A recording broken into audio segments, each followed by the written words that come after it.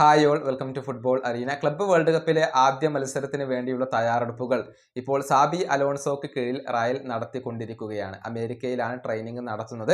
ആദ്യ മത്സരത്തിൽ Saudi Arabian വമ്പന്മാരായ അൽ ഹിലാലാണ് റയലിന്റെ എതിരാളികൾ. ബുധനാഴ്ച അർദ്ധരാത്രിയാണ് ഈ ഒരു മത്സരം നടക്കുക. ഏതായാലും ഇതുമായി ബന്ധപ്പെട്ട ഒരു റിപ്പോർട്ട് സ്പാനിഷ് മാധ്യമമായ കഡന സെർ പുറത്തുവിട്ടിട്ടുണ്ട്. അതായത് ഓടാത്തവർ ടീമിൽ ഉണ്ടാവില്ല. അത്തരത്തിലുള്ള ഒരു മുന്നറിയിപ്പ് സാബി അലോൺസോ തന്റെ ടീം അംഗങ്ങൾക്ക് നൽകി എന്നാണ് ഈ സ്പാനിഷ് മാധ്യമം കണ്ടെത്തിയിട്ടുള്ളത്.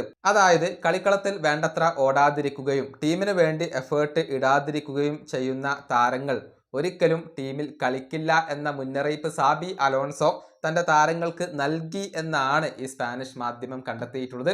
മുൻപ് കിലിയൻ എംബപ്പെ, വിനീഷ്യസ് ജൂനിയർ എന്നിവർക്ക് ഏറ്റവും കൂടുതൽ വിമർശനങ്ങൾ ഏൽക്കേണ്ടി വന്നത് ഈ താരങ്ങൾ എതിരാളികളെ പ്രസ് ചെയ്യുന്നില്ല എന്ന കാര്യത്തിലായിരുന്നു. അതായത് ഡിഫൻസിനെ സഹായിക്കുന്നില്ല എന്ന കാര്യത്തിലായിരുന്നു.